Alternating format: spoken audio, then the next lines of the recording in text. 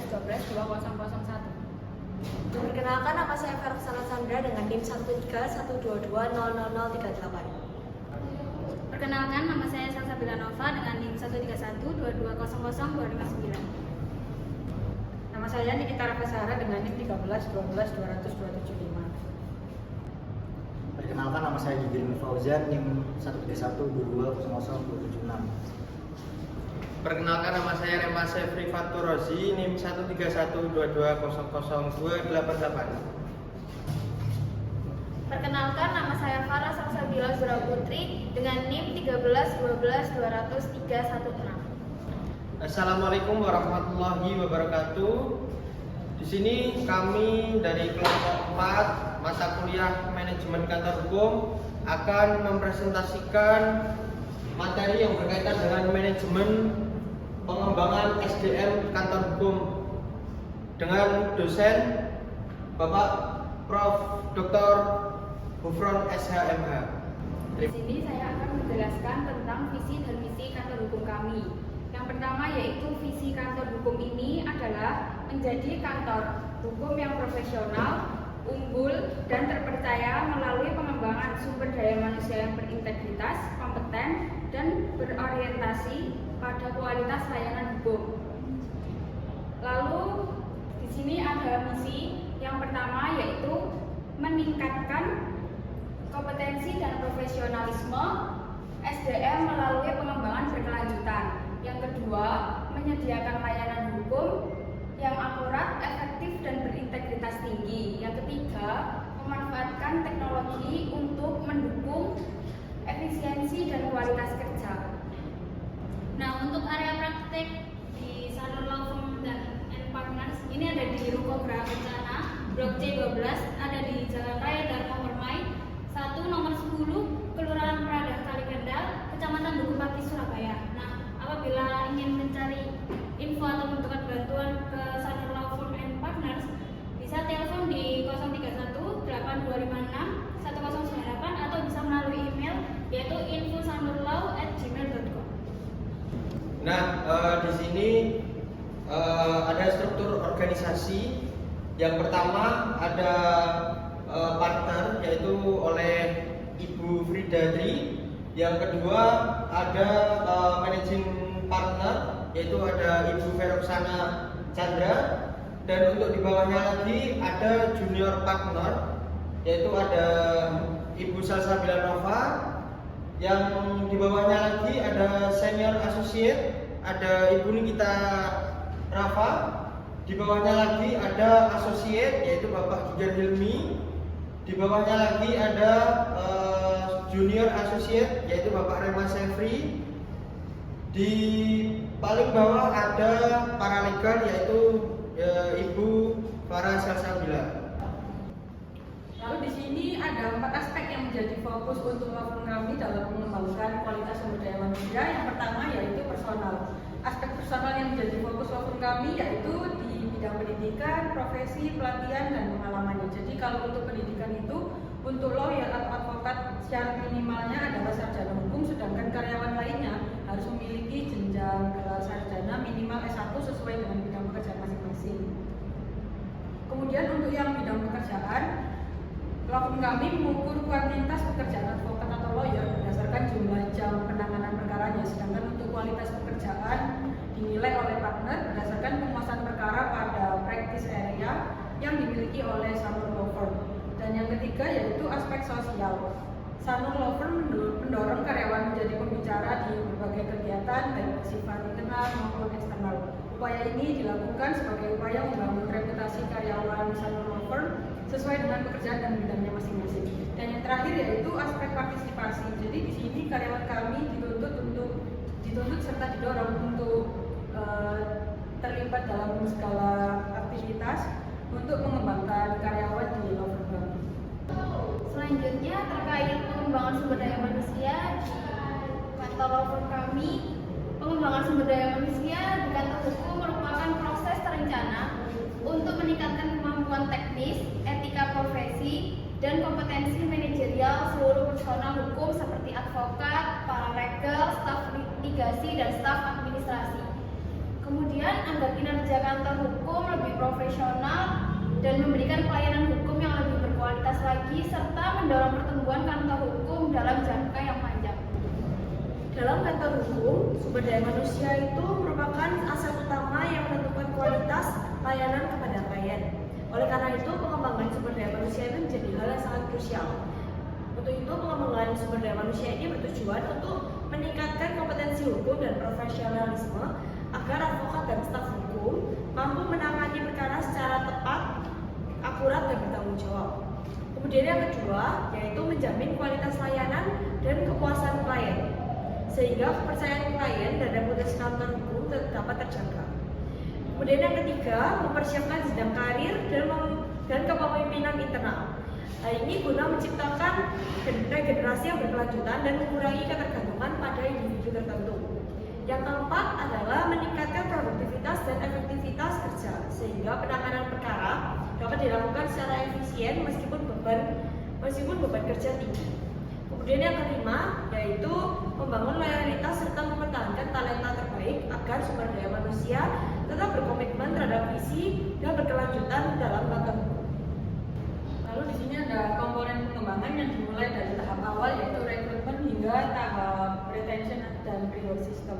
Untuk tahap yang pertama, rekrutmen dan talent selection, itu di law firm kami mengadakan seleksi ketat untuk kandidat dengan kemampuan analisis, etika, dan komunikasi hukum yang baik. Kemudian untuk komponen yang selanjutnya yaitu training and development, itu meliputi pelatihan tentang litigasi, legal drafting, riset hukum, manajemen waktu, dan juga negosiasi. Dan untuk komponen pengembangan yang ketiga yaitu performance management, meliputi evaluasi kinerja, win rate, kualitas dokumen, disiplin, dan juga teamwork. Untuk yang keempat yaitu career path dan promosi, yaitu jalur karirnya itu jelas, dimulai dari yang sebelumnya tadi di struktur ada dari tahap paralegal, junior associate, senior associate, junior partner, kemudian partner dan managing partner. Dan yang terakhir yaitu komponen pengembangannya retention dan reward system, meliputi insentif, bonus, mentoring, dan lingkungan kerja yang suportif. Selanjutnya saya akan menjelaskan apa sih tantangan dalam pengembangan sumber daya manusia di kantor hukum. Yang pertama adalah tingginya beban kerja yang menyulitkan penyediaan waktu khusus untuk pelatihan dan pengembangan. Yang kedua, tingkat turnover yang mungkin tinggi, terutama pada talenta muda yang mencari percepatan karir. Kemudian yang ketiga, kesenjangan kemampuan teknis antara sumber daya manusia, sehingga diperlukan metode pengembangan yang berbeda-beda. Yang keempat adalah keterbatasan biaya dan sumber daya pelatihan, yang khususnya untuk pendidikan berkelanjutan dan sertifikasi profesional. Dan yang kelima adalah resistensi terhadap perubahan budaya kerja, baik dalam penerapan sistem baru maupun pola kerja yang lebih modern. Baik, di sini saya akan menjelaskan terkait dengan program pelatihan teknis. Di sini program pelatihan teknis itu bertujuan untuk meningkatkan kemampuan praktis di bidang hukum.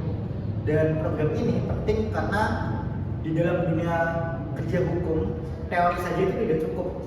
Yang dimana itu harus diimbangi dengan keterampilan teknis, dan banyak juga lulusan hukum yang paham konsepnya, tapi mereka masih bingung saat mau praktik itu bagaimana. Nah, maka dari pelatihan teknis ini hadir untuk menjembatani kebutuhan tersebut. Nah, lalu ada legal drafting. Nah, legal drafting itu kemampuan yang menyusun dokumen hukum seperti kontrak, lalu surat perjanjian atau pendapat hukum.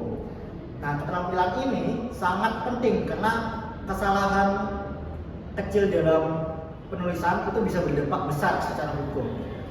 Melalui pelatihan ini, peserta dilatih untuk lebih teliti, sistematis, dan memahami maksud hukum yang ingin dituangkan. Jadi bukan sekedar menulis saja, tapi menulis dan punya tanggung jawab hukumnya.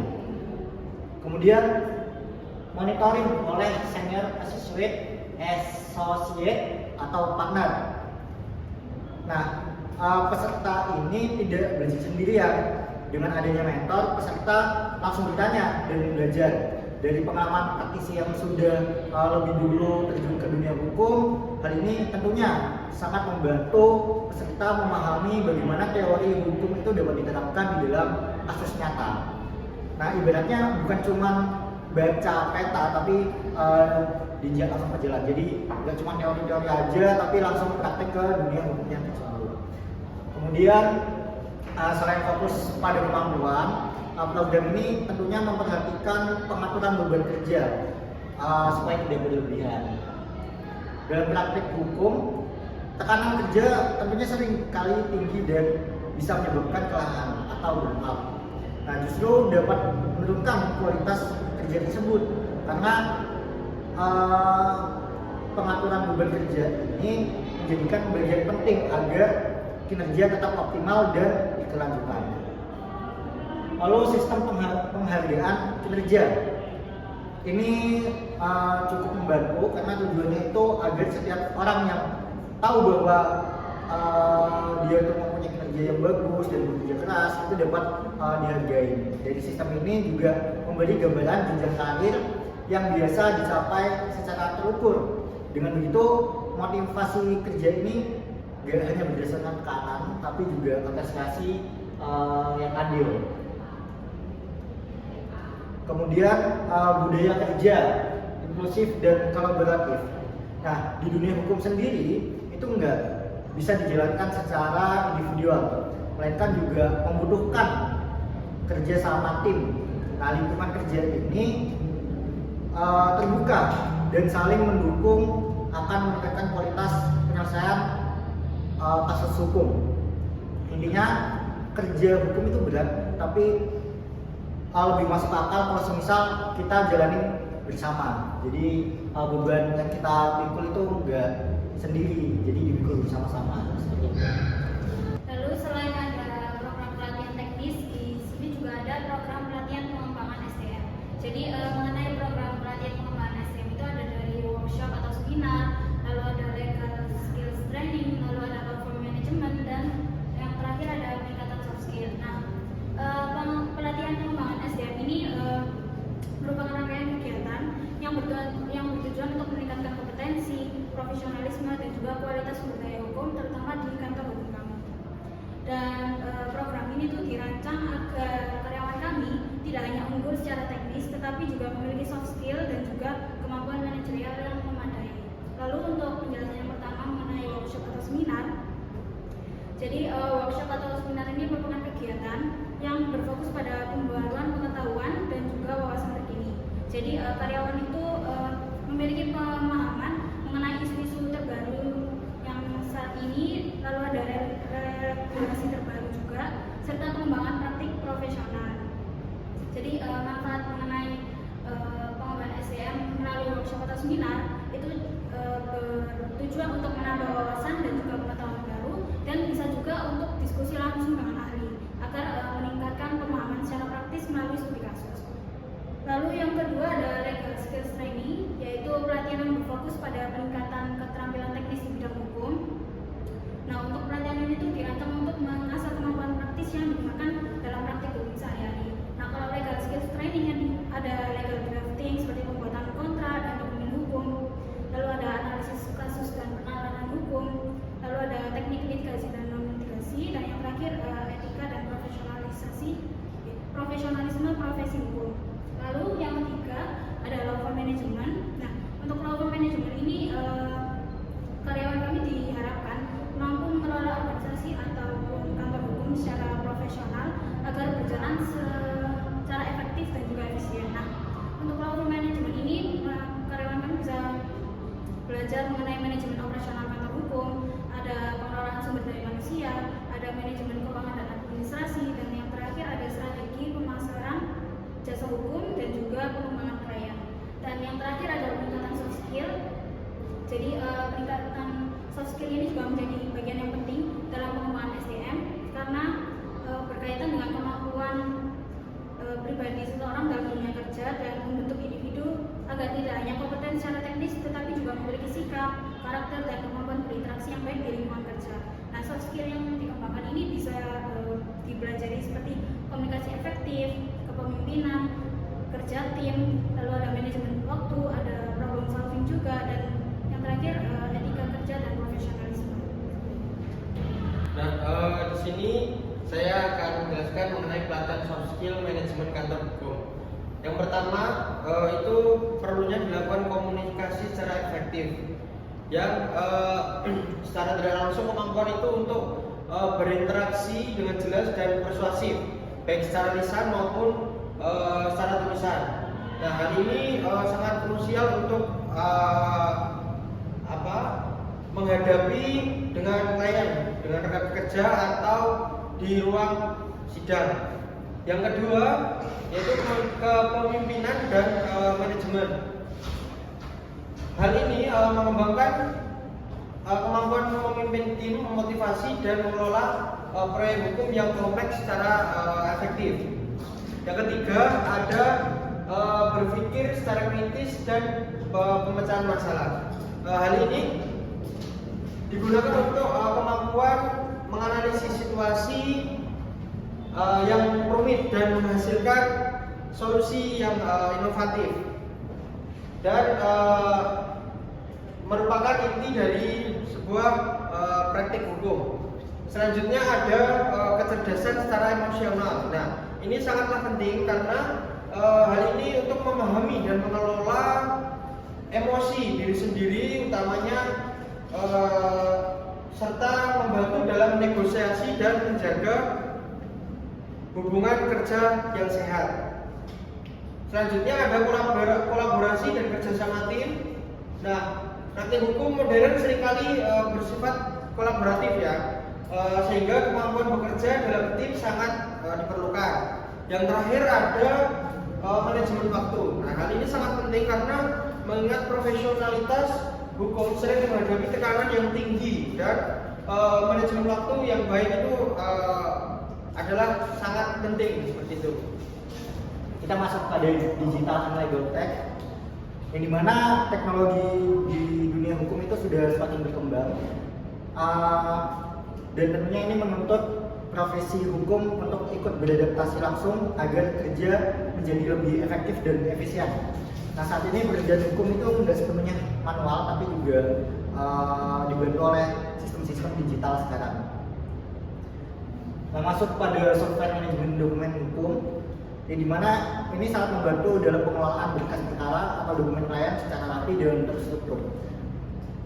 Dengan sistem ini, risiko dokumen hilang atau tertukar itu dapat diminimalisirkan, dan pencarian dokumen juga tentunya bakal lebih cepat dibandingkan dengan cara konvensional. Kemudian terdapat record and e-filing. Ini mempermudahkan proses administrasi perkara di pengadilan. Nah, sistem ini itu menunjukkan pendaftaran perkara, pengiriman dokumen, dan pemantauan proses persidangan dilakukan secara daring. Nah, dampaknya itu proses peradilan menjadi lebih efisien dan lebih transparan. Jadi kita dapat memantau dari sistem berikut. Nah, selain itu AI Legal Research Tools. Nah, ini membantu praktisi hukum dalam mencari peraturan, putusan, dan referensi hukum dengan lebih cepat. Nah, kita harus memanfaatkan alat ini supaya proses riset hukum yang biasanya memakan waktu lebih lama itu menjadi lebih singkat. Nah, meskipun demikian, peran manusia tetap penting untuk menganalisis keputusan hukum tersebut. Jadi AI ini hanya sebagai pembantu kita dalam mencari tugas-tugas kita di bidang dunia hukum. Kemudian masuk pada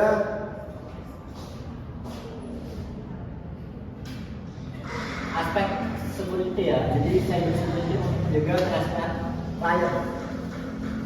Nah, ini sangat penting karena dalam menjaga kerahasiaan data dan informasi klien itu tidak boleh sampai bocor, apalagi dalam bidang dunia hukum ya. Jadi itu kalau misal bocor dapat menimbulkan masalah hukum yang sangat serius. Nah, dari sistem ini keamanan digital harus diperhatikan secara serius oleh kantor hukum. Nah, singkatnya kalau misal data klien bocor itu nanti bisa berdampak serius dalam perkara yang kita tangani di kantor kita. Selanjutnya terdapat pelatihan pengembangan sumber daya manusia yang terbukti berdampak. Untuk pelatihan pengembangan sumber daya manusia ini menunjukkan fokus pada peningkatan kompetensi karyawan dengan hasil yang terukur seperti produktivitas, motivasi, dan kinerja organisasi. Sehingga seluruh program yang tercantum dirancang agar selaras dengan kebutuhan strategis kantor hukum, bukan sekedar hanya pelatihan formalitas. Untuk yang pertama, pelatihan Executive Development Program. Executive Development Program ini cocok untuk manajemen partner dan jajaran pimpinan kantor hukum agar lebih kuat dalam menyusun strategi bisnis kantor hukum, tata kelola, serta pengambilan keputusan di perkara besar atau klien.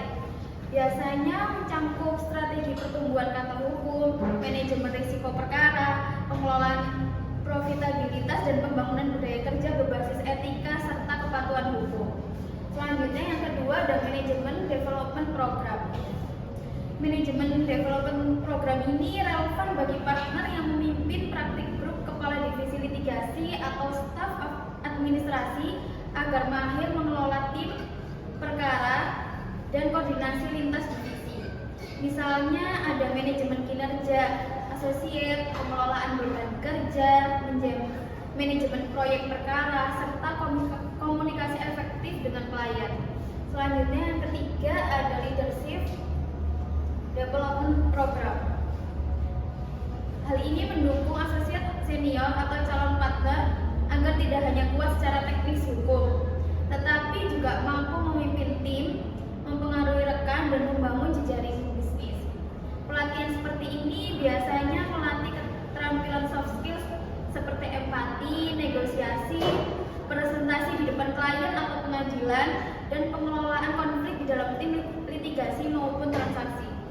Dan yang terakhir ada coaching, mentoring, and counseling. Coaching dan mentoring di kantor hukum ini efektif untuk mendampingi para lawyer muda dalam hal pengembangan karir, pengembangan klien, dan meningkatkan jam terbang dalam menangani perkara yang kompleks. Konseling ini berguna ketika terdapat isu atau tekanan pekerjaan yang tinggi sehingga sumber daya manusia tetap sehat secara mental dan performa kantor hukum tetap terjaga. Sebagai penutup, dapat disimpulkan bahwa pengembangan sumber daya manusia merupakan faktor kunci meningkatkan profesionalisme, kualitas layanan, dan keberlanjutan kantor hukum.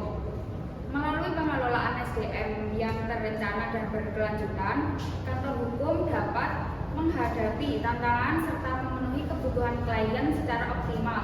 Demikian pemaparan dari kami. Atas perhatian Bapak dan Ibu dan rekan-rekan sekalian, kami ucapkan terima kasih.